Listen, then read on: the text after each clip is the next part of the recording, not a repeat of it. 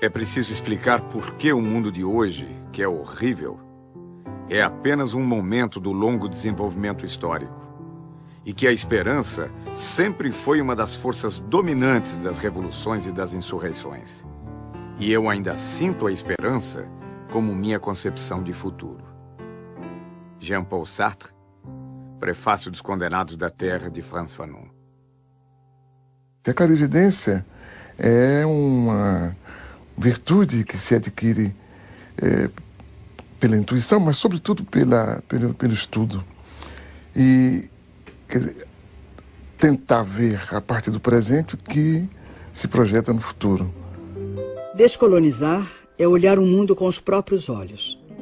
Pensá-lo de um ponto de vista próprio. O centro do mundo está em todo lugar. O mundo é o que se vê de onde se está.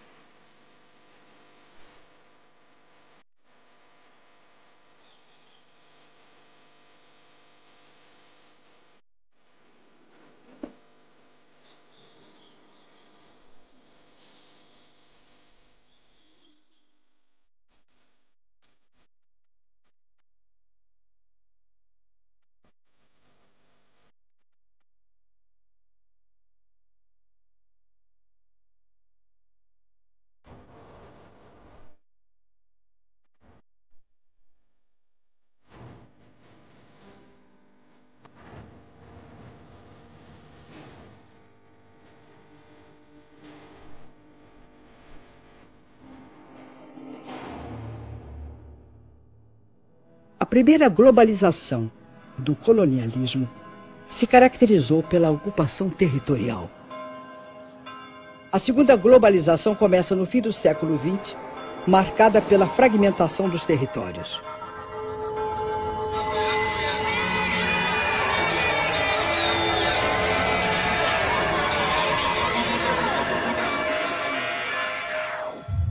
O século XX foi o século das revoluções.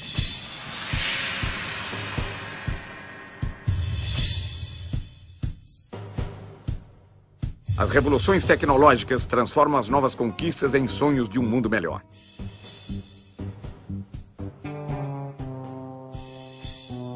Logo começa o desmonte do estado de bem-estar social. O humanismo, como motor do desenvolvimento e do progresso, é substituído pelo modelo do consumo voraz. O consumo que é hoje o grande fundamentalismo. Esse, sim, é que é o grande fundamentalismo. As técnicas são implantadas nas sociedades e nos territórios a partir de uma política. Hoje, a política das empresas globais. Amanhã, a partir da política dos Estados impulsionados pelas nações.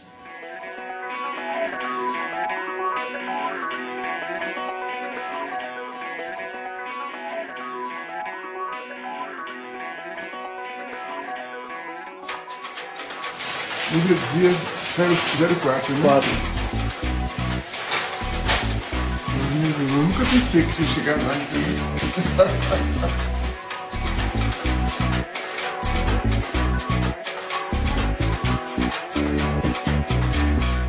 Queria dizer, em primeiro lugar, que eu me considero um intelectual outsider, coisa que é rara no Brasil.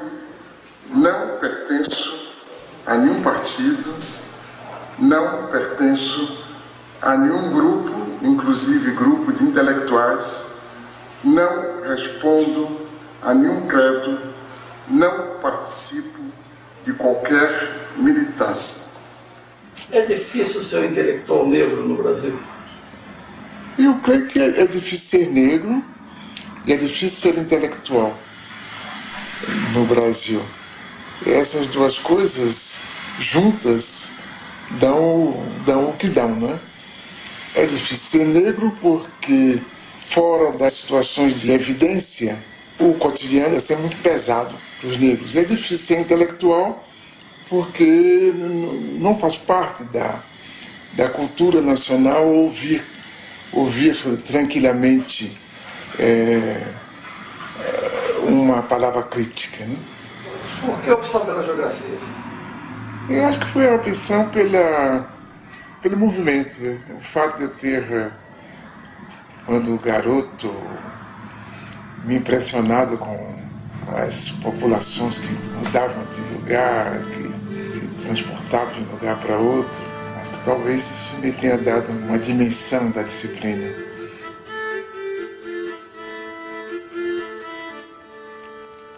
E o meu gosto pela história, sobretudo pela história do presente, me levou também a valorizar todo o processo contraditório. De modo que, não sendo um marxista ortodoxo, eu tenho medo disso, tenho medo dos marxistas ortodoxos, porque eu creio que toda doutrina que não se busca renovar, ela corre o risco de se tornar uma religião, um dogma, por conseguinte de emburrecer e não de esclarecer. Desse modo, eu me considero um marxista, ou se quiser, um marxizante. Ainda hoje? Ainda hoje, sobretudo hoje, porque com a globalização, o que sobrou do socialismo, fundado em realidades profundas, como no caso da China, por exemplo, e o mundo ocidental, que nós aprendemos mais a conhecer e a analisar e a interpretar, se tornou todo ele capitalista. Então, se tudo se torna capitalista, obrigatoriamente a contradição se instala, né?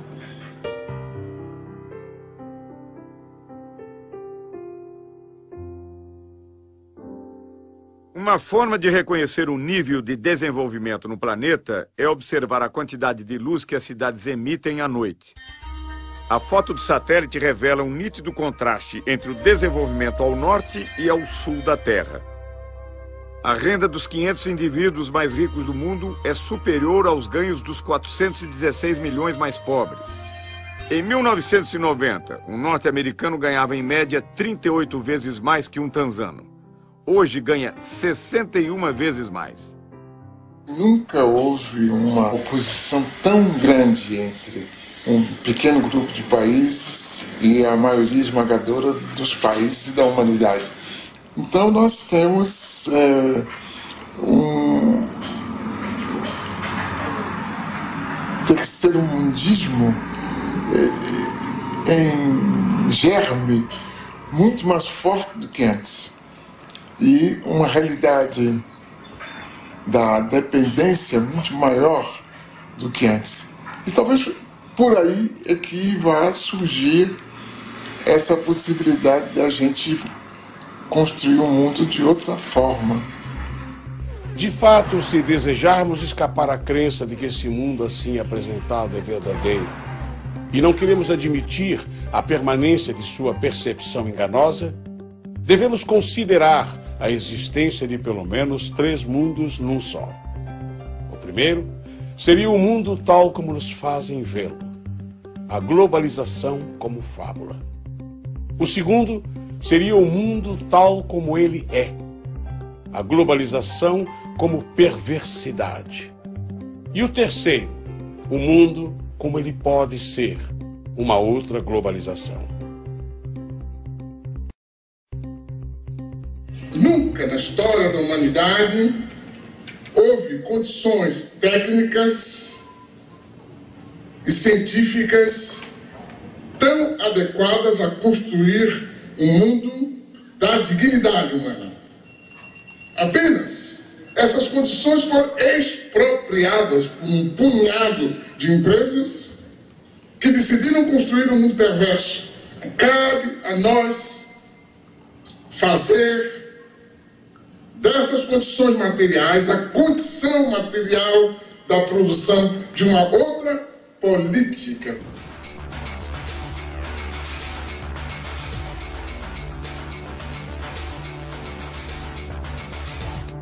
Em 1989, uma reunião organizada pelo Instituto Internacional de Economia, em Washington, propôs reformas para que os países da América Latina retomassem a trilha do crescimento e do desenvolvimento.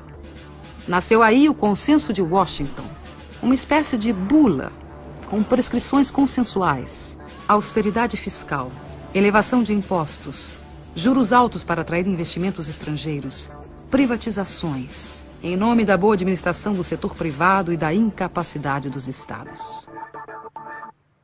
O mesmo sistema ideológico que justifica o processo de globalização, ajudando a considerá-lo o único caminho histórico, acaba também por impor certa visão da crise e a aceitação dos remédios sugeridos. Na verdade, porém, a única crise que os responsáveis desejam afastar é a crise financeira, e não qualquer outra. O Consenso de Washington representou para a América Latina um fruto envenenado. No Equador, país com 25% de índios e 55% de mestiços, o movimento indígena Pachacuti comanda a revolta. A crise se torna aguda com os programas de privatizações e extinção de serviços estatais.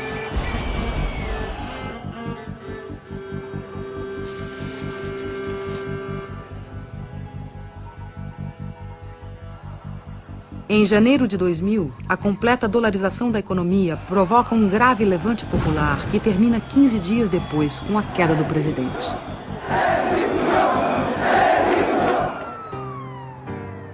Ainda em 2000, na Bolívia, o governo pressionado pelo FMI e pelo Banco Mundial privatizou a água potável na região de Cochabamba. A resposta popular de uma sociedade formada por 70% de índios e mestiços explodiu em gigantescas rebeliões comandadas por movimentos sociais autônomos.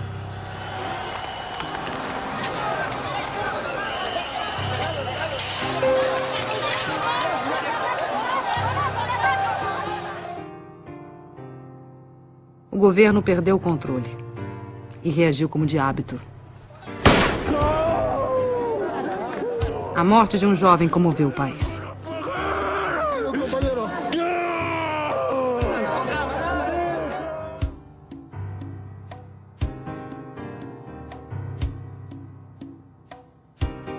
A pressão popular obrigou a desprivatização da água. A decisão e a luta de homens, mulheres, niños e ancianos de todo o povo de Cochabamba.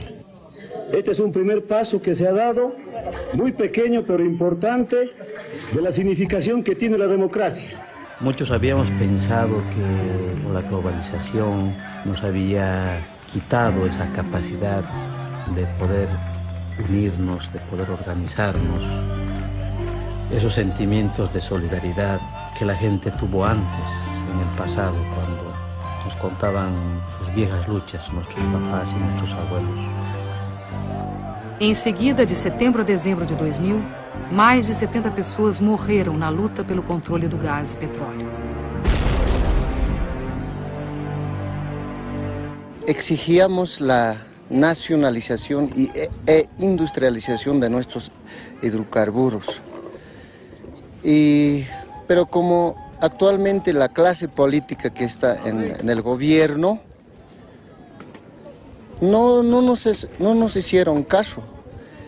De inmediatamente ellos se juegan con el pueblo y todas las leyes y las decisiones que toman en el Parlamento siempre están en contra de los pobres. Nosotros tenemos un lema. Ese lema es el alto de pie, nunca de rodillas. Mira, el kilo de 10 kilos aquí nos está vendiendo a 25 bolivianos y allá a 60 centavos de dólar dice que venden en bruto. Y eso no es justo, señorita periodista, que nos haga de esta manera. Más al contrario, deberíamos de tener nosotros el gas a bajo precio para los bolivianos y para los extranjeros. Hubiese sido en un precio más alto, tal vez así. Pero ni aún así no estamos conformes. No. Aquí queremos que se nacionalice y que se nacionalice. Eso es lo que queremos nosotros. A economia da Argentina foi destruída pela política da ditadura militar e destroçada pelos experimentos do neoliberalismo. Antes la competencia era insuficiente. Teníamos productos buenos, pero muchas veces el consumidor debía conformarse con lo que había sin poder comparar. Ahora tiene para elegir, además de los productos nacionales, los importados. As privatizações e a abertura da economia levaram a uma quebradeira total no país. Fábricas fecharam. Empreendimentos foram abandonados. Trabalhadores converteram-se em cartoneiros catadores de papel.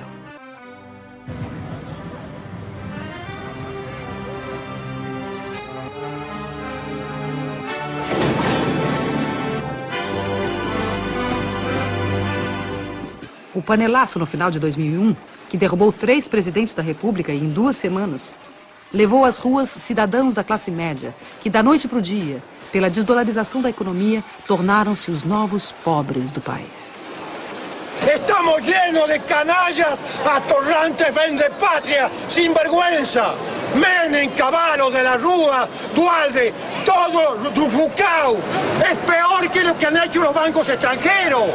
Porque estos tipos han vaciado las empresas argentinas y han dejado sin trabajo a los argentinos que se están muriendo de hambre, querido.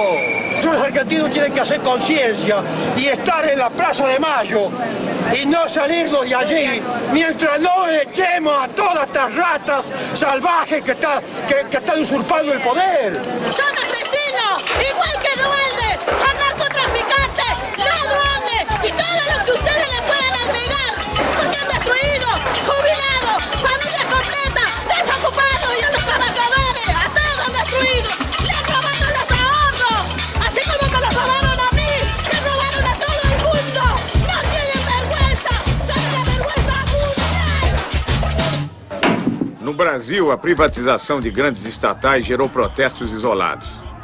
O país entrou às cegas na modernidade. A ilusão da moeda forte e do consumo fácil anestesiou a população. Para o economista Joseph Stiglitz, Prêmio Nobel de Economia e economista-chefe do Banco Mundial entre 1997 e 2000, esse receituário violento não provém de análise econômica, mas de postura ideológica. The Washington Consensus was neither necessary nor sufficient for growth. There were countries like Bolivia that seemed to follow all the dictates of the Washington Consensus. They said, we felt the pain, when do we get the gain? And they waited, and they waited, and they waited, and they're still waiting. And then there are countries like China that did not follow the Washington Consensus, and they've grown and grown and grown. Agora, essa história que os Estados Nacionais estão diminuindo de importância é uma história da carochinha que os países ricos nos contam, porque o Estado Nacional, por exemplo, norte-americano, vai muito bem, né? Inclusive, digamos, bem do ponto de vista de força do Estado, com gastos militares como nunca houve antes, né? Com um empenho direto, digamos assim, dos agentes comerciais do governo americano para defender os interesses das empresas norte-americanas, o que é normal, aliás, né? Então, agora, aí eles nos dizem, não, o Estado não tem importância, quer dizer, não estou dizendo que eles, norte-americanos, mas esses pensadores da globalização muitas vezes nos dizem isso. Isso é que, digamos, crê quem quer ser enganado.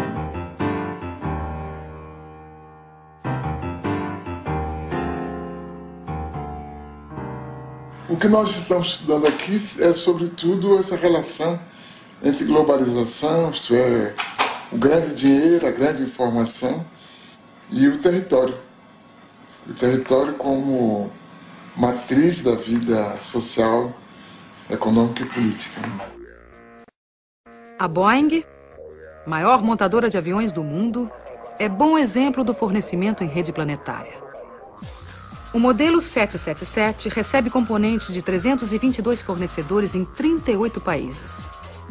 E suas 3 milhões de peças, do rebite à turbina, são fabricados por 1.700 intermediários em 37 nações. De onde prosseguem para Everett, onde a Boeing tem o maior edifício industrial do mundo. Na montagem final, a Austrália fornece os lemes de direção e profundidade. O Canadá, a parte posterior das asas. O Reino Unido, os computadores primários de voo. O Japão, os lavatórios. E a Embraer do Brasil, uma peça do leme vertical. As grandes empresas são esse centro frouxo do mundo e que, escapando ao controle dos estados e que se distanciando de uma relação mais obrigatória com os territórios, acaba por lhes permitir uma ação sem responsabilidade.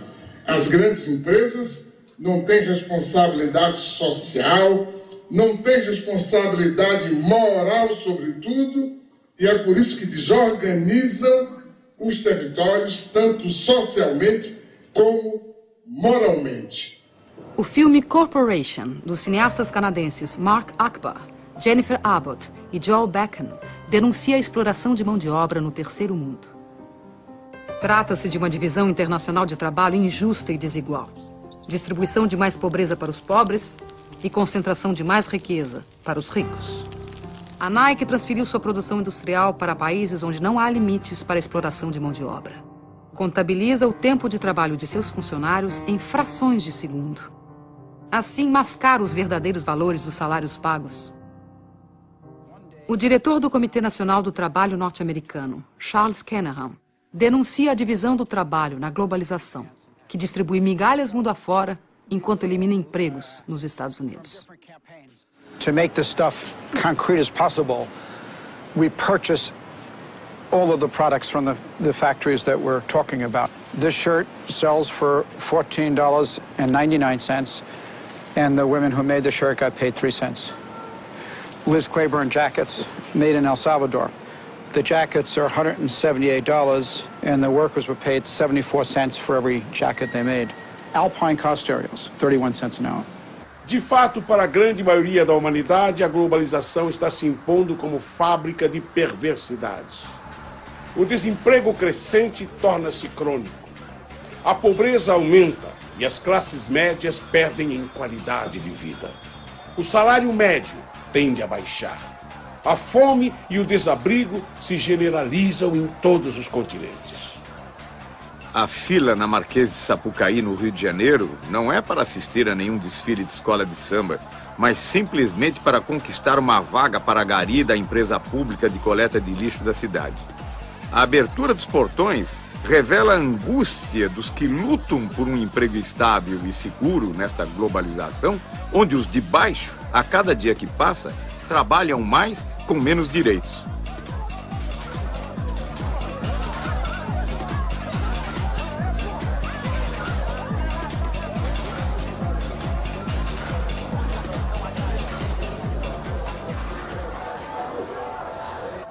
O desemprego aparece já como uma coisa normal. Os arautos da globalização e o aparente Estado explicam que o desemprego é uma condição para chegarmos a mais globalização. Por conseguinte, soframos. Aumentam também o número de pobres. Há mais 600 milhões de pobres hoje do que em 1960. 1,5 bilhão de pessoas ganham menos de $1 por dia. E diante disso, a pobreza é tratada com naturalidade. Alô, amigo, alô, chefia. Seu futuro não pode ser decidido a revelia. Lembra daquele tempo em que seu salário ainda valia mais ou menos 50 anos, eu diria. Alô, amigo, alô, chefia. Seu futuro não pode ser decidido a revelia. Se o presente é omisso, aí fica difícil. Tem que botar a mão na massa, dar um jeito nisso. A humanidade se divide em 2 grupos. O grupo dos que não comem e o grupo dos que não dormem, com receio da revolta dos que não comem. Josué de Castro, em Geopolítica da Fome. A gente descobriu uma coisa importante, que a gente produz muito mais comida do que pode comer. E tanto que na Europa, a comunidade europeia dá prêmio a quem deixa de produzir comida. E castiga quem produz mais do que as cotas estabelecidas. Quer dizer, a questão da fome não é a questão de produção de alimentos, é a questão de distribuição. Isso a gente viu quando de certas epidemias de fome na África e na Ásia, os Estados Unidos se recusando a dar ajuda alimentar se certas condições políticas não fossem preenchidas. No caso do próprio Brasil, se há uma parte da população que não come corretamente, isso é culpa unicamente da forma como nós organizamos a sociedade. Não é que não haja alimento, não é que não se possa distribuir os alimentos. Apenas nós decidimos que alguns não devem comer, porque acaba por ser uma decisão, que se depois de tantos anos a gente aceita tranquilamente continuar discutindo a questão da fome, que me parece uma vergonha. A fome já não nos surpreende. Convivemos com ela cotidianamente, entorpecidos pela realidade que nos cerca. Caso o receituário do Banco Mundial seja seguido, teremos que aprender a conviver com a morte pela sede. There is a move right now to take over all the water resources worldwide. They are calling it, the transnational corporations are calling water blue gold. Hoje, mais de 1,5 bilhão de pessoas em todo o planeta não têm acesso à água. Mais de 3 bilhões de pessoas utilizam água sem tratamento, o que provoca diariamente a morte de 30 mil indivíduos no mundo. Nos últimos 10 anos, as transnacionais da água orquestram uma estratégia de controle do planeta. Empresas do setor têm suas ações fixadas em bolsas de valores dentro da lógica financeira, que nada tem a ver com a lógica da solidariedade.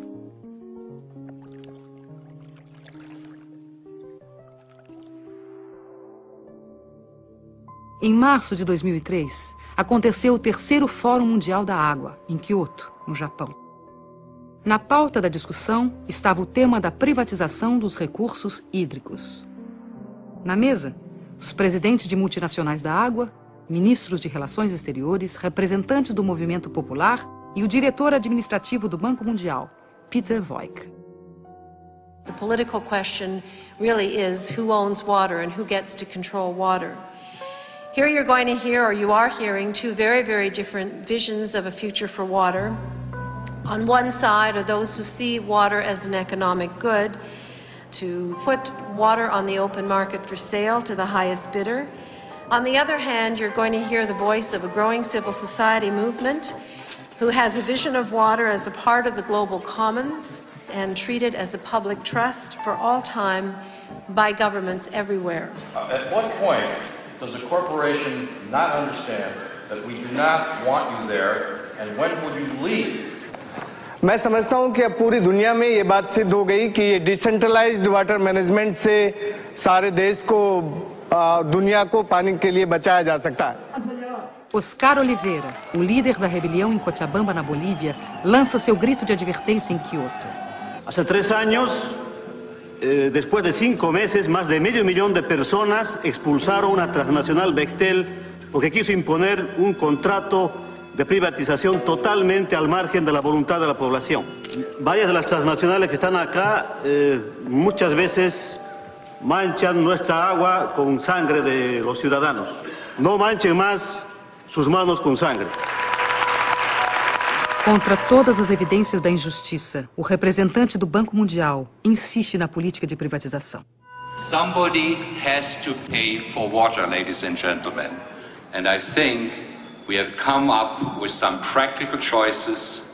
We haven't covered everything, as some of the speakers said, but in order to come up with the investments which are needed for the poor, and I agree 100% that we have to find ways of serving the poor in a way that they can afford the water.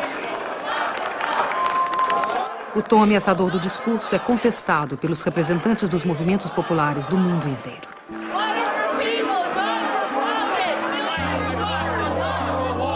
Enough is enough.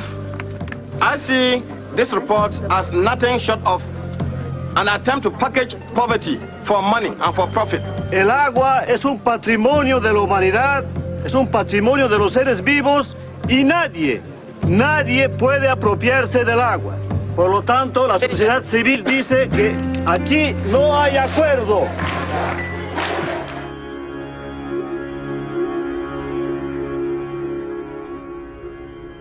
Os astronautas disseram que a única obra humana visível do espaço é a Grande Muralha da China.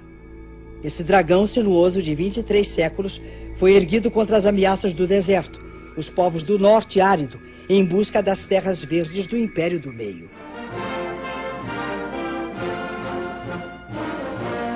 O sonho comunista do internacionalismo proletário, incentivado pela Revolução Soviética de 1917, foi aos poucos substituído pelas barreiras construídas em torno da cortina de ferro. A mais célebre foi o Muro de Berlim, erguido em 1961 para separar a pureza do socialismo das desigualdades do capitalismo. Tinha como missão impedir que as pessoas fugissem do glacial paraíso socialista.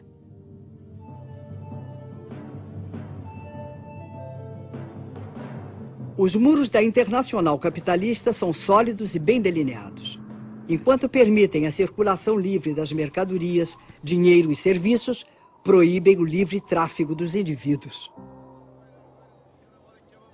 A Europa levanta barreiras contra a presença indesejada de forasteiros em seu território.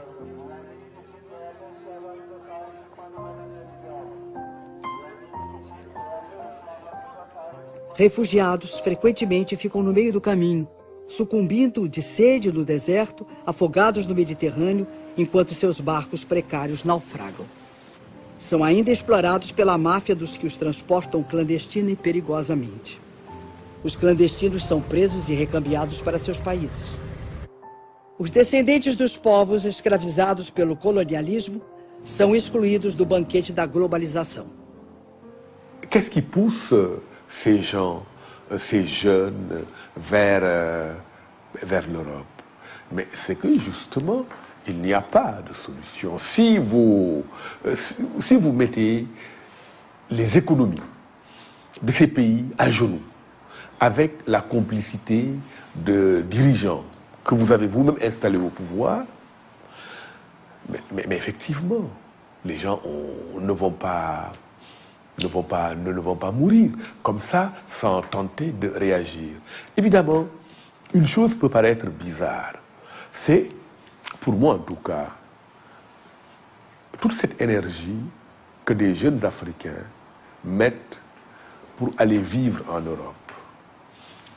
Pourquoi ils ne la mettent pas pour rester chez eux et se battre contre des systèmes politiques corrompus? Nos Estados Unidos, saltar cercas, cruzar rios ou atravessar desertos para vencer os muros que separam a fome do emprego pode provocar muito mais que ferimentos. Podem representar a prisão ou a morte. Armas que mais parecem sair de filmes de ficção científica são utilizadas para impedir a imigração não desejada. As barreiras naturais, o Rio Grande, o deserto e a polícia de fronteira se encarregam do resto. O presidente da República dos Estados Unidos elogia a eficiência do controle de fronteiras para impedir a entrada de brasileiros. Thanks to our actions, Brazilian illegal immigration dropped by 90%. Este controle já custou muitas vidas dos que sonharam um dia fazer a América. Teríamos que recomeçar o debate da civilização, que a gente abandonou. A gente passou a debater o crescimento econômico, né? Se vamos aumentar os juros, se vamos diminuir, se vamos facilitar um pouco de inflação ou não. Mas a civilização na própria quase que não é objeto de discussão. E isso abre espaço para qualquer forma de barbárie como essa, pela qual a gente deixa morrer crianças, e velhos, e adultos, tranquilamente.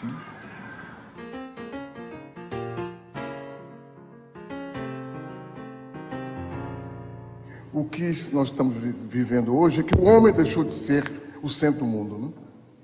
O centro do mundo hoje é o dinheiro, mas o dinheiro no estado puro. O dinheiro em estado puro só é o centro do mundo por causa dessa geopolítica que se instalou, proposta pelos economistas e imposta pela mídia.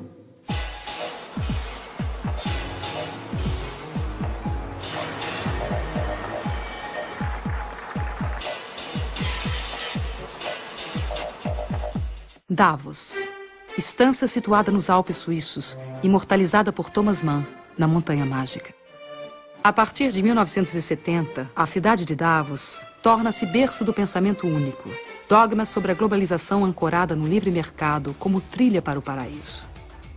A antropologia moderna registra aí o surgimento do Homo Davos, que apregou o fim da história e propõe a criação de fundos para anestesiar a pobreza.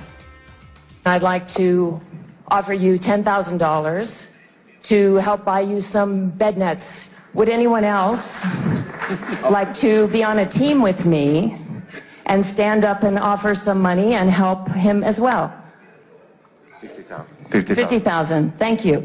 Would anyone else like to stand up and help President Nkapa? President Nkapa needs help today. So if you could just stand up in the room, if you'll be on a team with me, just stand up in the room if you'll help President Nkapa today, because he needs help today. A chamada mídia, ela tem um papel de intermediação que a gente talvez não possa dizer que é inocente, mas não parte dela realmente, ou não é dela o poder. O poder é de um pequeno número de agências internacionais da informação, estreitamente ligadas ao mundo da produção material, ao mundo das finanças, que controla de maneira extremamente eficaz a interpretação do que está se passando no mundo, né? E de uma forma que se torna clara quando a gente pega os jornais e vê a repetição quase que servil das mesmas fotografias, das mesmas manchetes, das mesmas ideias, dos mesmos debates, que indicam que alguma coisa está por trás de tudo isso, né? O redator de um importante jornal está fechando a edição do dia seguinte sem grandes notícias para compor a primeira página. Chega o fotógrafo e diz: Chefe, tenho a notícia e a foto. Um cachorro raivoso atacou a menininha de 7 anos e ninguém fez nada. Até que esse homem se lançou sobre o cachorro, agarrou pela garganta e matou. O editor exclama, maravilhado: Oh, este homem é um herói.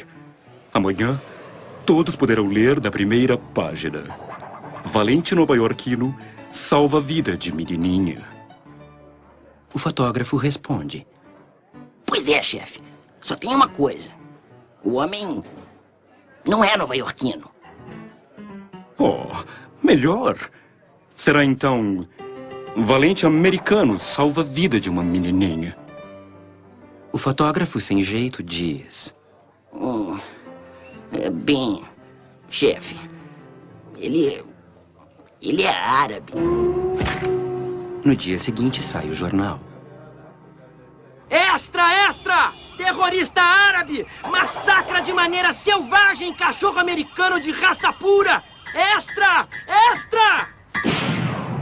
Como podemos, mesmo assim, admirar-nos de que ali e aqui estão em guerras e corra o sangue, já que a nova ordem mundial que se constrói é baseada numa competitividade sem limites morais.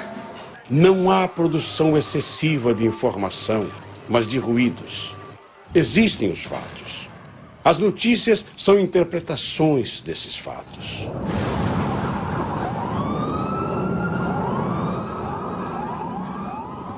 Como as grandes agências de notícias pertencem às grandes empresas, os acontecimentos são analisados de acordo com os interesses pré-determinados.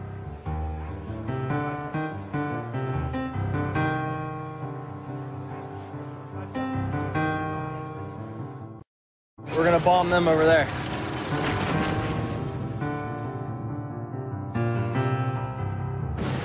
Muitos dos economistas que escrevem jornais publicam diariamente o desejo das empresas das quais são consultores.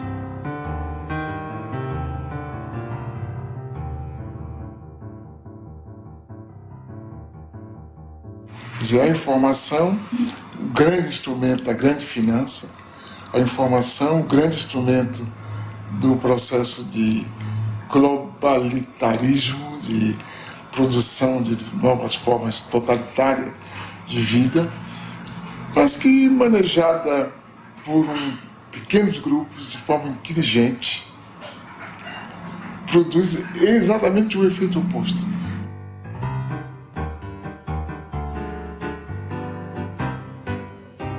Carlos Pronzato é um poeta, trotamundo dessa nova revolução. Sozinho, com olhar atento e uma pequena câmera amadora, penetra espaços onde os grandes meios não podem ou não querem entrar. Na Bahia, filmou ocupações de casas abandonadas. E eu estou aqui com esse trabalho social para fazer uma instalação elétrica para o pessoal, porque o pessoal são carentes e não tem condições de pagar, e nós estamos aí. Sobre a ocupação de uma fábrica falida, mostrou o simples desejo do trabalho. Nos quedamos esperando a la empresa, a los patrones que nos trajeran algo. No aparecieron. Teníamos miedo, ¿viste? Bueno, después nos sentábamos ahí, los vecinos nos ayudaban porque no teníamos plata para viajar, no teníamos plata para comer, para nada. Y un día dijimos, bueno, ¿qué vamos a seguir acá sentados esperando que vengan ellos? Entonces empezamos a trabajar, a producir y a vender. Y así, ¿viste? Seguimos.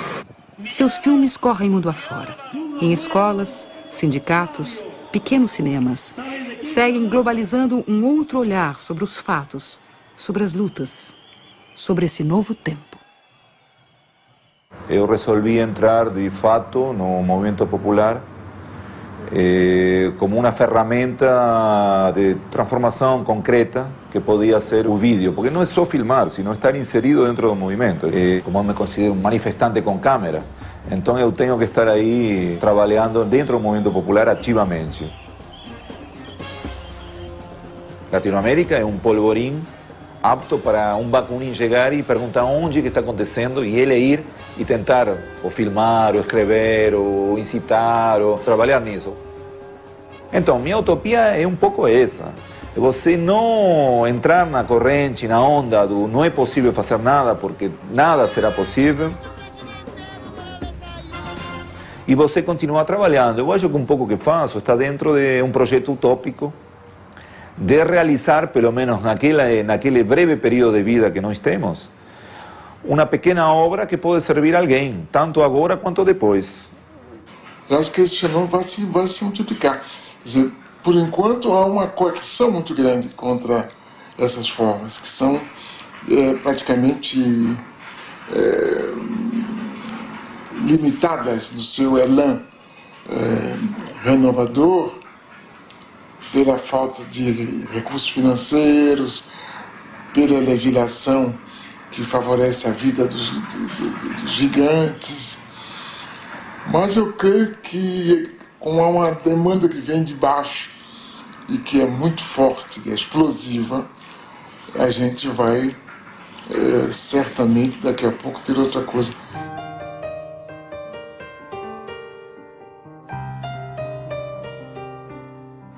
Se eu olhar para trás na minha própria vida, eu vejo que hoje é muito mais fácil ser universal aqui mesmo.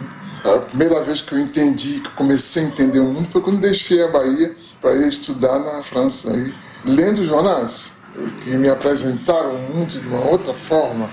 Hoje não, qualquer pessoa com uma curiosidade mais aguçada acaba percebendo como o mundo é.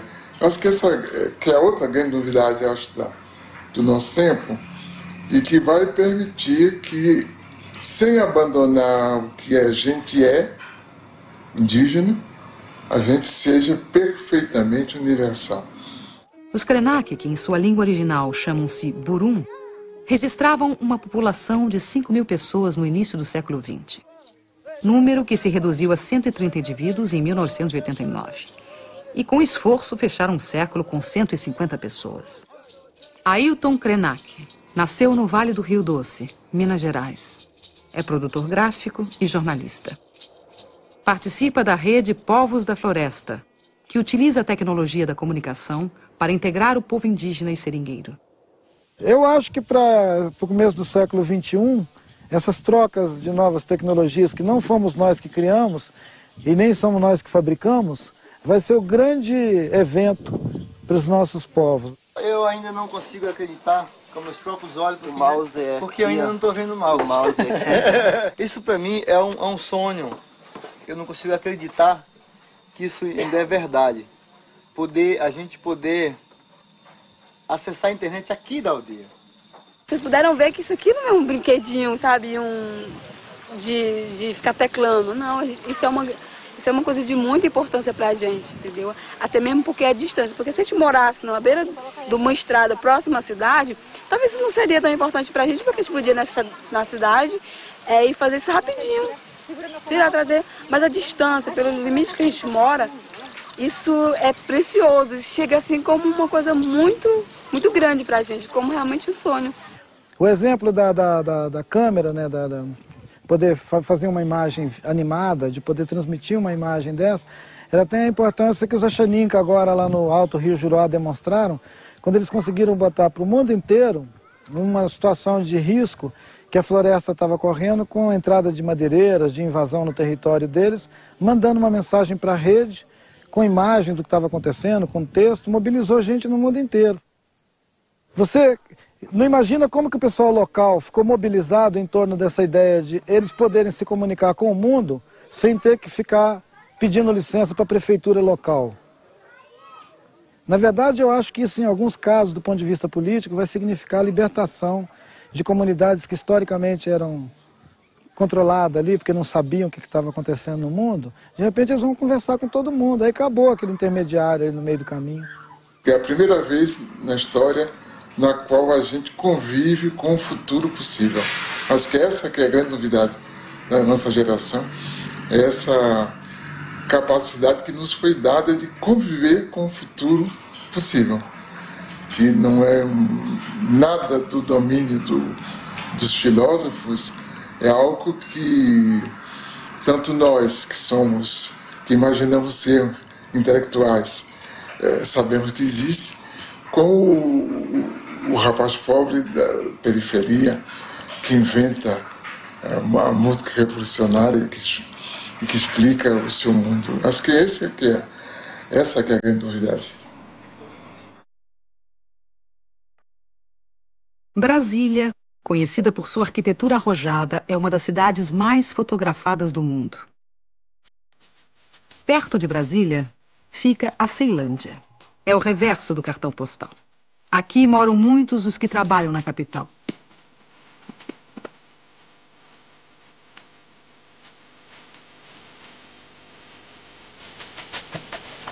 A Ceilândia é conhecida pelo maior índice de violência da região. Aqui vive Adirley, ex-jogador de futebol, cursou comunicação e tornou-se cineasta.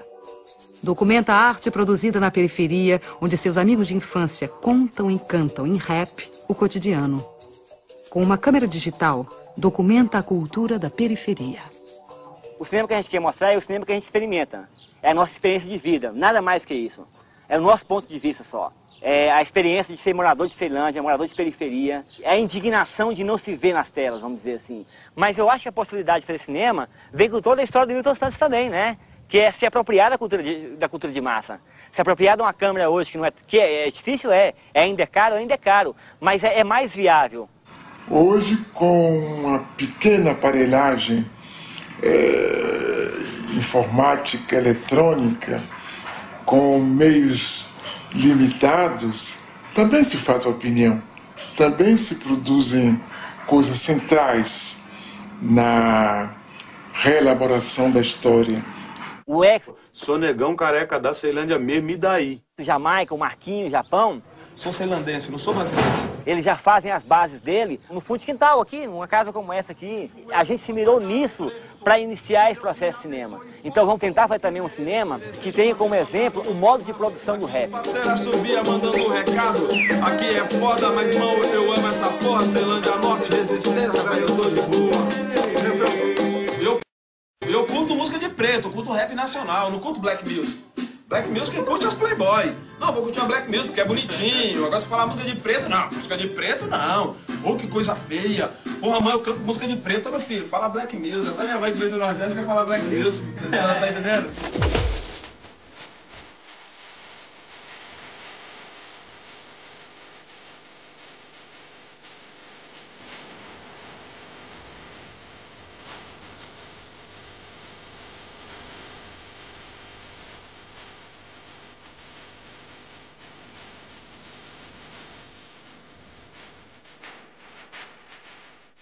Até hoje, assim, dentro da cidade, tem muito preconceito com relação ao rap.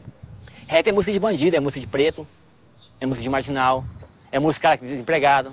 Esses caras sofreram pra caramba, cara. O Jamaica conta histórias assim que são geniais no sentido assim, do preconceito que ele sofria de ser um rapper. Olha os nomes dos lugares: Planeta dos Macacos, Caldeirão do Diabo, Vila do Cachorro Sentado. Velho. Onde só tinha bandido, velho. Pra eles só tinha bandido. Eu acho que o rap é um cara de periferia a dar identidade à periferia, a dar nome às pessoas e a contar as histórias da perspectiva deles. Então a gente também está se baseando, tentando fazer cinema nessa perspectiva. Que a ideia é ver dentro da cidade essas formas de solidariedade. E você tem a produção dentro da cidade de formas solidárias que tem expressão econômica e política. Né? Em contraposição com essa produção da violência. Eu acho que há uma multiplicidade de fenômenos de baixo que a gente não dá importância, que a gente dá mais importância chamada violência. Os jornais falam da violência dos bairros, tem bairros mal falados porque violentos. Olhares do Morro está por aí, a gente está olhando tudo o que acontece na comunidade. Mas as outras formas todas de manifestação, que são propriamente culturais, mas que não aparecem com essa aura de cultura que é reservada, digamos assim, a parcelas já privilegiadas que fazem cultura, os outros fazem outras coisas. A gente não admite dizer imediatamente que o que eles fazem é cultura, porque o que eles fazem é cultura e é política ao mesmo tempo, né?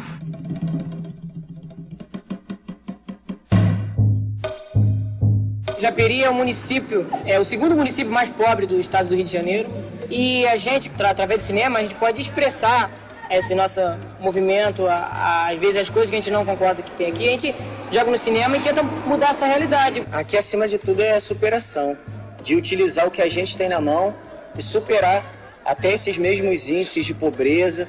E a gente utiliza de pedaço de madeira para fazer grua, de cabo de vassoura para fazer o tripé. Na coletividade, a gente consegue fazer cinema na Baixada Fluminense.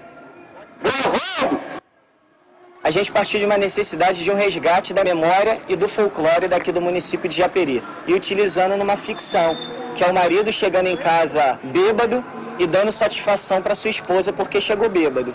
E a satisfação que ele dá é a partir do folclore de Japeri. Há a possibilidade cada vez mais frequente de uma revanche da cultura popular sobre a cultura de massa, quando, por exemplo, ela se difunde mediante o uso de instrumentos que, na origem, são próprios da cultura de massas. Eu sou lobibicha! Sai! Em pleno século XXI, mas eu não acredito em lobisomem! Sai pra lá! Nesse caso, a cultura popular exerce sua qualidade de discurso dos de baixo, pondo em relevo o cotidiano dos pobres, das minorias, dos excluídos, por meio da exaltação da vida de todos os dias. A partir do audiovisual, várias pessoas vão ser influenciadas pelo produto que eles estão tendo. Então, uma oportunidade para que eles possam se expressar até para o povo inteiro de Japeri, para mostrar o que eles querem falar e ainda não tiveram oportunidade. Porque a partir deles a gente acredita que, ou seja no teatro, na música, no cinema, na literatura, vão estimular novas vidas e novos sonhos a partir de filmes, do audiovisual.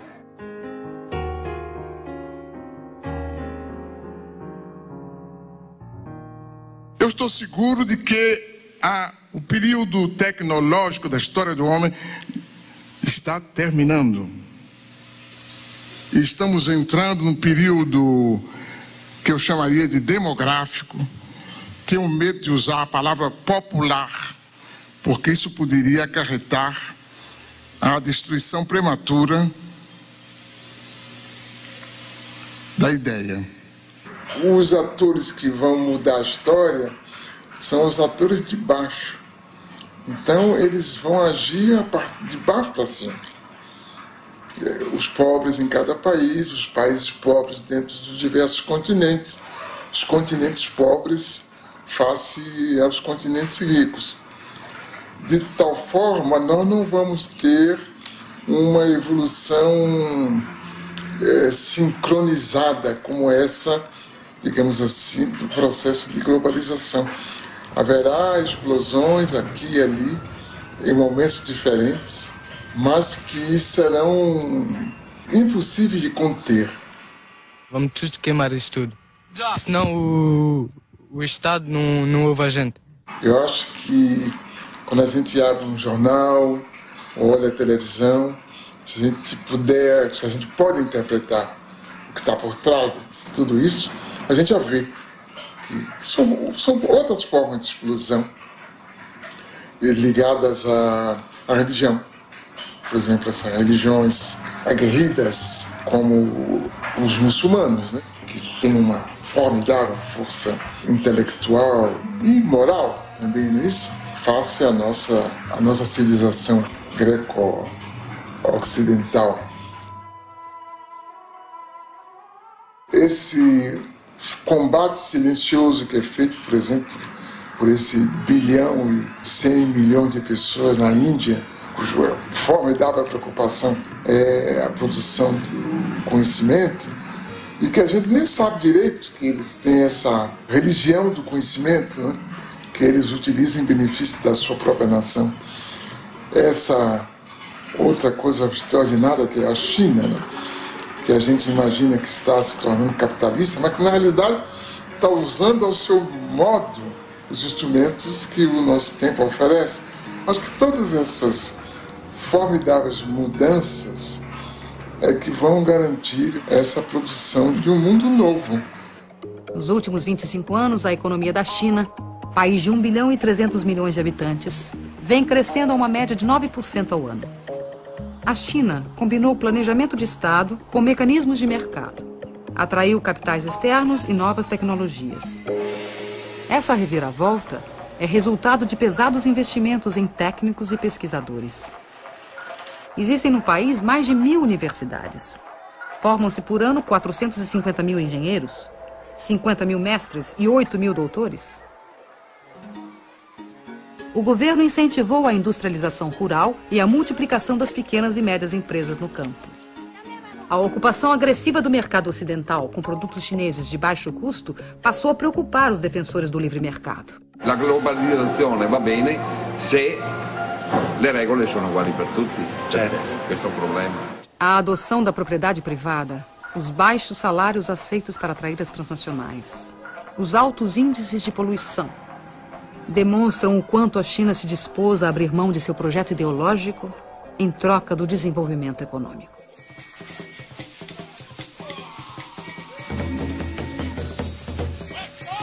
Devemos recusar categoricamente a situação a que os países ocidentais querem nos condenar.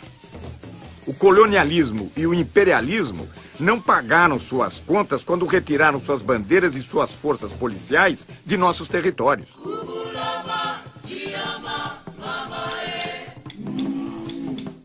Durante séculos, os capitalistas estrangeiros se conduziram no mundo subdesenvolvido como verdadeiros criminosos. Frantz Fanon, Condenados da Terra, 1961. The problems in Africa did not start in Africa. Those problems are caused from people outside Africa coming in, doing this, doing that, setting one group against another group so that they can fight. And while they are fighting, these outsiders are coming in, taking over. You bring in guns. You give them to one group. You make them really hate this other group. So they start fighting, killing each other. Now, after the fighting and the slaughter really gets started, they come in as peacemakers.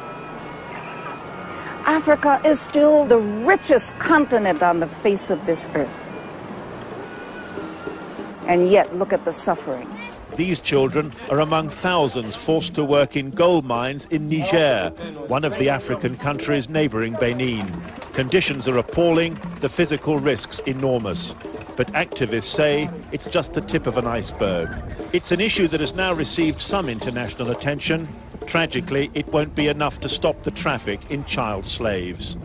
Quand on écoute les gens, on a parfois l'impression que vraiment le monde, le fameux village planétaire, est un endroit où tout se passe bien partout. Hein? Les sociétés sont prospères, il y a la justice, les droits sont respectés, il n'y a pas de corruption, il n'y a rien, sauf en Afrique. On a l'impression que tout est très bien partout, sauf sur le continent africain. Moi, je trouve ça bien drôle quand même. Je trouve ça extrêmement bizarre, cette façon de raisonner. Je crois que le monde entier ne s'est jamais porté aussi mal. On est bien conscient des mécanismes politiques qui sont à l'origine de nos difficultés sur le continent. Il me semble qu'un pays comme le Brésil doit quand même bien comprendre cela. Le public brésilien, après tout, il n'y a pas très longtemps, en Amérique latine, c'était la CIA qui installait les gouvernements, qui décidait du cours politique et économique dans les sociétés d'Amérique latine, dans les moindres détails. Eh bien, nous, ça revient d'ailleurs à la première question, nous ne sommes pas encore sortis de cette situation. Tú decías cuál va a ser el destino de América Latina. Yo no lo sé, pero sé cuál es el desafío. El desafío es, ¿vamos a convertirnos en la triste caricatura del norte? ¿Vamos a ser como ellos? ¿A repetir los horrores de la sociedad de consumo que está devorando el planeta? ¿Vamos a ser violentos? ¿Vamos a creer que estamos condenados a la guerra incesante?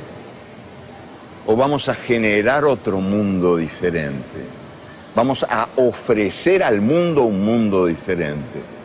Que yo creo que ese es el desafío que tenemos planteado. Hoy por hoy somos, la verdad, caricaturas bastante tristes de modos de vida que se nos imponen desde afuera.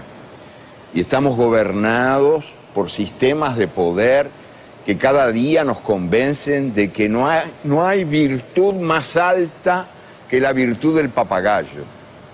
Que no hay habilidad comparable a la habilidad del mono. El papagayo, el mono, los que imitan, los ecos de voces ajenas. Nós decidimos ser europeus, né? E insistimos em ser europeus, nos recusamos a pensar como nós próprios, porque achamos mais chique pensar como os europeus e os americanos. E aí temos uma enorme dificuldade para entender o mundo. E essa enorme dificuldade também nos deixa meio atarantados, meio tolos diante da história que está se fazendo. Daí a própria política brasileira é um pouco perdida, porque nós não sabemos muito o que fazer com o mundo novo, porque não descobrimos as formas de pensar esse mundo novo a partir de nós próprios.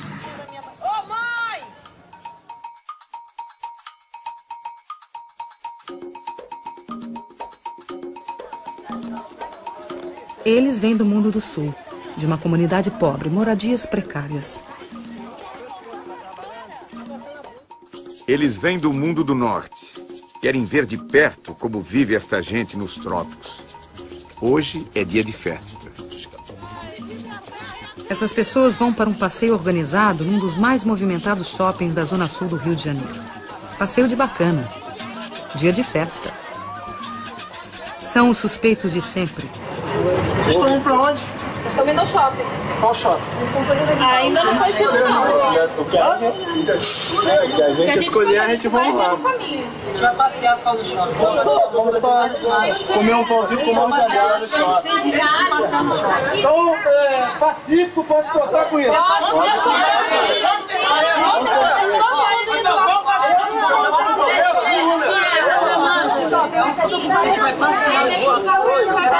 A presença da câmera de televisão serve de salvo-conduto. Então vamos lá. Tem direito, lógico. Só que a gente não tinha direito. Tem direito. Os turistas buscam aventura. Vão fazer safari urbano em uma das maiores favelas do Brasil. O passeio na Rocinha inclui paisagem, violão e uma modesta barraca de souvenirs. Ambiente hostil, Condições externas extremas, extremamente inóspitas a novas ideias. Mobilidade relativa. O meu trabalho é um trabalho tão simples, o que os outros vão dizer? Aí fica difícil para mim. O encontro inesperado entre os habituês do shopping e o sem-teto provoca surpresas. Observam e são observados.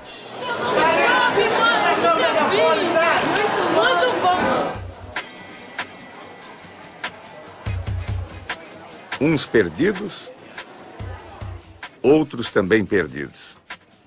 Os turistas penetram nas casas alheias, passeiam por becos e ruelas. Encontram mais riqueza nas vidas do que nos objetos.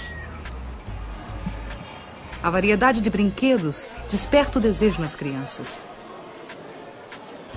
Os meninos se divertem como pequenos Ayrton Sennas neste mundo onírico e inacessível. A senhora sonha com uma joia rara. A moça com calça justa. O rapaz veste um elegante hobby de chambre. Outro protesta contra o preço dos produtos. Ô maluco, tu trabalha na loja, quanto tempo você trabalha para comprar uma calça dessa? São solidários.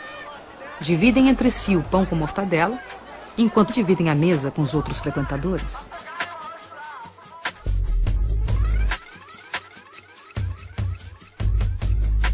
O problema que me parece importante com a globalização é, digamos, a segmentação da formulação dos códigos éticos. Quer dizer, há uma ética dos poderosos, que não chega a ser ética, e há uma outra ética dos que não têm nada. Como também há uma ética dos que desesperados tomam o caminho do que a gente chama de violência, né? Eu creio que essa outra ética, não dos desesperados que praticam a violência gratuita, mas dos que querem grandes mudanças, é cada vez mais compreendida nas camadas mais baixas da sociedade. Mas ela tem contra ela toda uma formulação dessa ética dos poderosos e do direito escrito e da concepção dos juízes e da justiça quanto o que é a convivência social. Não importa. O que importa é que a mudança tem uma base histórica muito forte e ela está ganhando as suas formas de ação, que são inovadoras, são formas de ação surpresivas, formas de ação eficazes, e alguns de nós decidimos apoiá-los, apesar da nossa herança dessa ética que envelhece por incapaz de atender o interesse da maioria. Há essa busca também de melhoria de condição de vida, do sem-teto, do sem-trabalho. Eu acho que isso é a maior coisa que você tem para ter para deixar para os seus filhos, é uma moradia, porque o resto você lutando, você consegue. Mas você tem um lugar para você voltar, repousar do seu trabalho, é um teto. E se você não tem nada. Você não tem endereço, você não é ninguém. Vergonha! É pai de família! Chega em casa e seu filho não tem comida porque ele pagou o aluguel! Isso é vergonha!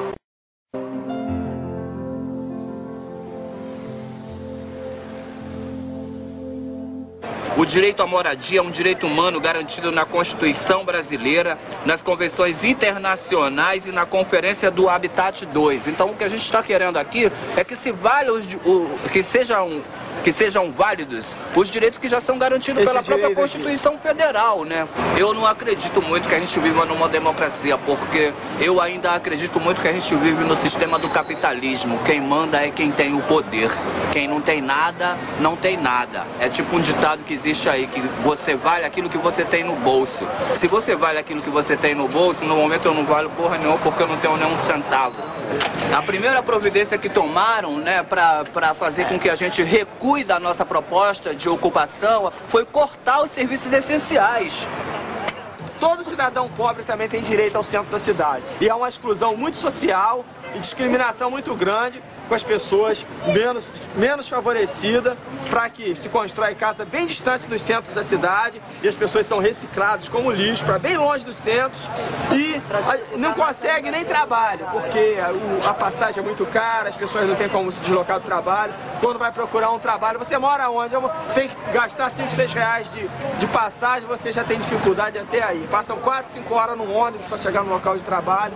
E esses imóveis aqui, nós estamos reivindicando isso. O caso dos sem terra, tratados como um fato policial, não impede um grande número crescente de intelectuais independentes de apoiá-los.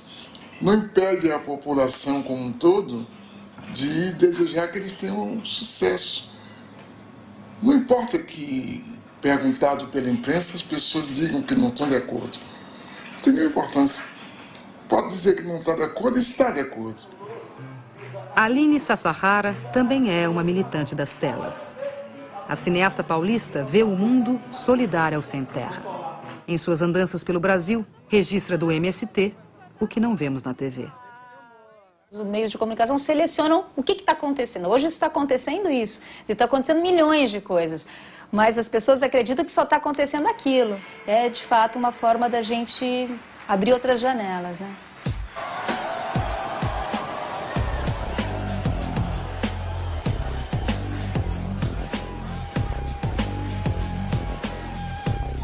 A Escola Nacional Florestan Fernandes, construída pelos próprios trabalhadores do MST, é a primeira universidade popular do Brasil, feita para capacitar os camponeses e seus filhos e prepará-los para um modelo de desenvolvimento solidário.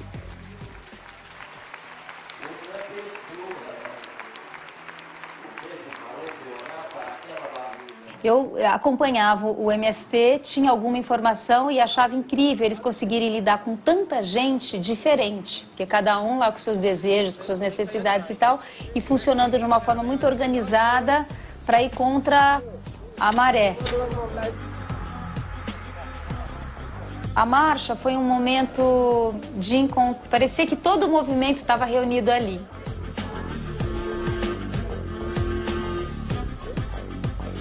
Ela é um símbolo muito bem acabado da organização e da solidariedade dentro do movimento. Então, você imagina, todos os dias você reúne pessoas, assim, de várias idades e de vários lugares naquele horário cedinho para marchar e, enfim, foi uma experiência riquíssima. Eu creio que está se passando alguma coisa de muito profundo, uma espécie de vulcão que está aí crepitando e que a gente não tem as antenas para perceber.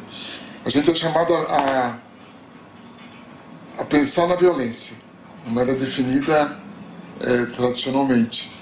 Mas a gente não entende, não compreende, não domina o mecanismo intelectual dessas formas novas de solidariedade e de reivindicação. Porque o Brasil jamais teve cidadãos. Nós, a classe média, não queremos direitos, nós queremos privilégios. E os pobres não têm direito. Não há, pois, cidadania neste país. Nunca houve.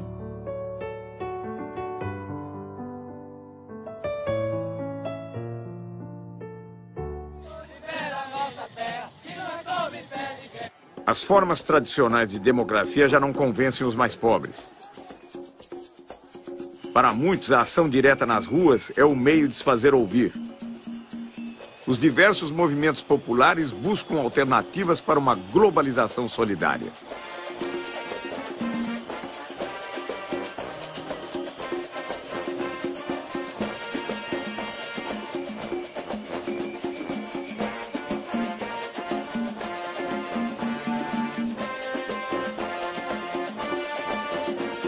Não sei se é bom ou ruim que haja um déficit de organização, porque toda forma de organização é também uma forma de constrangimento na produção de comportamentos completamente livres. Talvez, nesse primeiro momento, não seja ruim essa desorganização se ela for acompanhada da parte dos intelectuais, da produção, da compreensão das condições nas quais estamos vivendo. Mas creio que haveria que buscar formas que eu penso que só a partir do Estado é possível fazer. Não, a partir do Estado? Só a partir do Estado. Não vão ser ONGs, nem instituições do terceiro setor. O senhor várias vezes se referiu ao Estado, inclusive em relação ao intelectual. O senhor não abre mão do Estado? Eu creio que o Estado é indispensável porque as entidades chamadas terceiro setor, primeiro, elas não são abarcativas, elas não podem cuidar do conjunto das pessoas que precisam de cuidados. Segundo, elas acabam obrigadas a cuidar melhor de certos setores e não de outros setores. Enquanto que o Estado, através do exercício da política, a tendência dele é cuidar de todas as pessoas. Quer dizer, essa produção democrática, realmente democrática, que as ONGs ou o terceiro setor não podem, pela sua própria definição, cuidar, porque tem as limitações de sua origem, do seu financiamento, dos seus objetivos.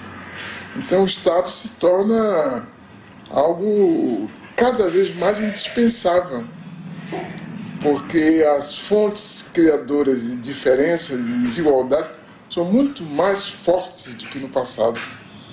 Então, para desmanchar essas diferenças, para reduzir essas desigualdades, é necessário um Estado que intervenha, um Estado socializante, por conseguinte.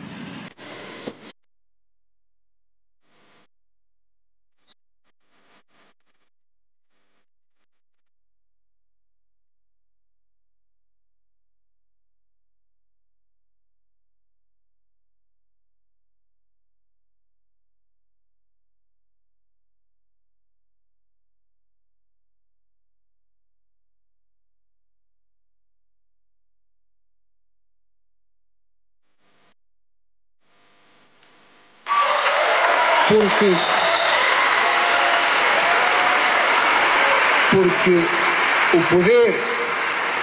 o poder do cidadão, o poder de cada um de nós, limita-se na esfera política, repito, na esfera política, a tirar um governo de que não gosta e a pôr outro de que talvez venha a gostar. Nada mais. Mas as grandes decisões são tomadas numa outra esfera e todos sabemos qual é.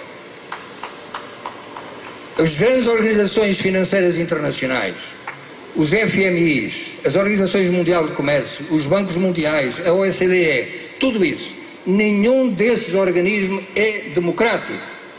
E, portanto, como é que podemos continuar a falar de democracia se aqueles que efetivamente governam o mundo não são eleitos democraticamente pelo povo? Quem é que escolhe os representantes dos países nessas organizações? Os respectivos povos? Não. De onde está então a democracia? Acho que a questão é essa, que a gente esvaziou a palavra democracia de conteúdo, que a gente continua falando na democracia sem saber muito bem do que está falando. Quer dizer, que nós utilizamos uma série de conceitos que vêm de um outro tempo e que se tornaram vazios porque o tempo mudou, o que é conveniente, né? E o que ficou foi o eleitoral. O resto, a representatividade, não é? a responsabilidade, tudo isso perdeu força. A coerência com ideias, a transparência só é possível se os partidos têm claramente ideia, porque senão de que a gente está falando, né? Se a gente não souber o que é que os partidos querem fazer de nós, né?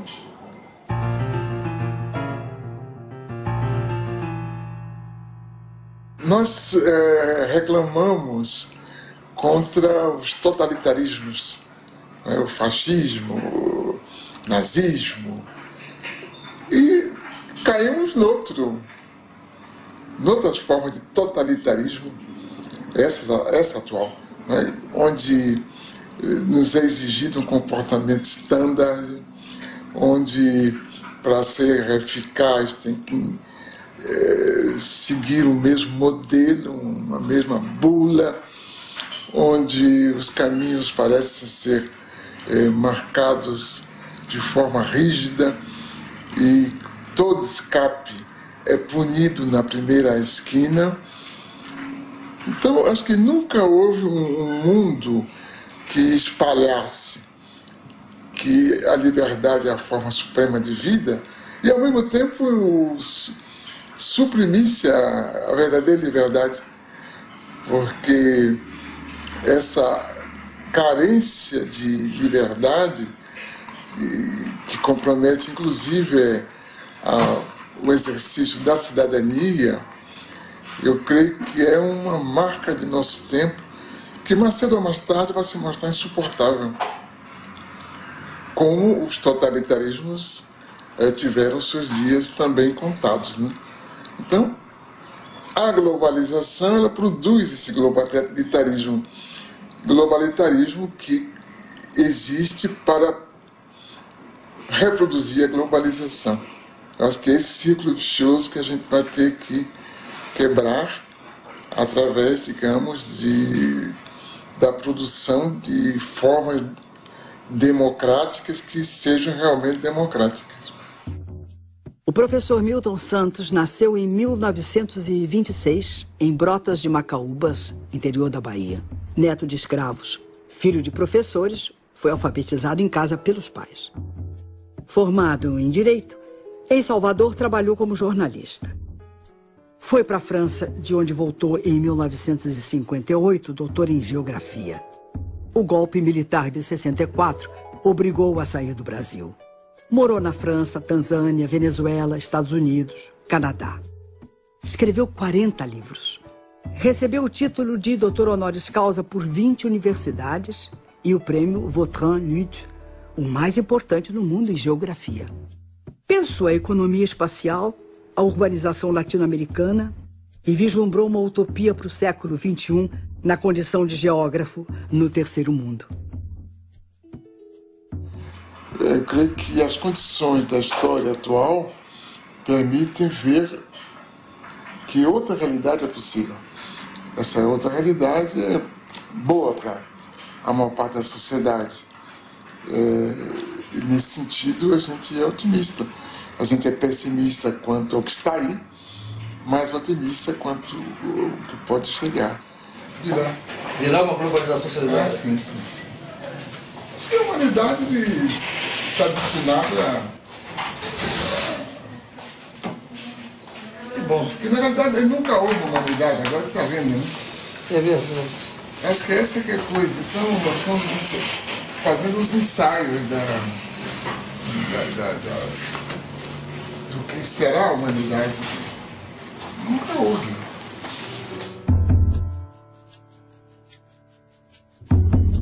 Quando eu me encontrava preso na cela de uma cadeia, foi que eu vi pela primeira vez as tais fotografias em que apareces inteira, porém lá não estavas nua, e sim coberta de nuvens. Terra, terra, por mais distante, o errante navegante, quem jamais te esqueceria. Ninguém supõe a morena dentro da estrela azulada, na vertigem do cinema, mando um abraço pra ti, pequenina, como se eu fosse o saudoso poeta e fosses a Paraíba, terra, terra. Por mais distante, o errante navegante, quem jamais te esqueceria. Eu estou apaixonado por uma menina terra, signo do elemento terra, do mar se diz terra vista. Terra para o pé firmeza, terra para a mão carícia, outros astros lhe são guia. Terra, terra, por mais distante, o errante navegante que jamais te esqueceria.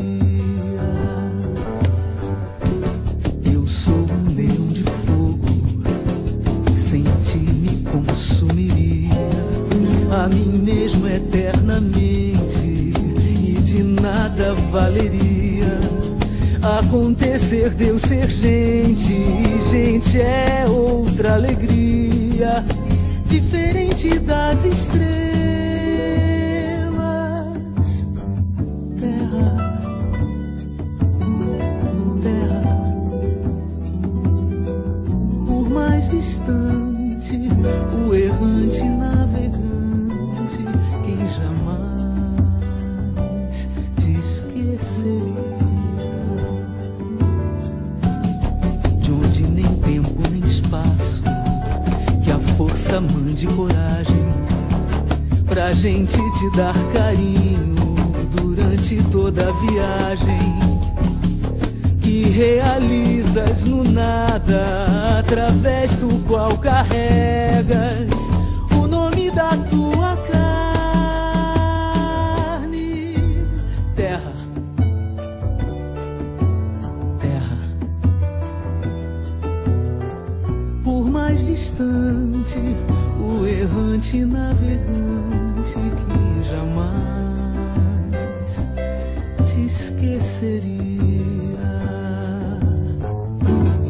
Nas sacadas dos sobrados da velha São Salvador, há lembranças de donzelas do tempo do imperador. Tudo, tudo na Bahia faz a gente querer bem. A Bahia tem um jeito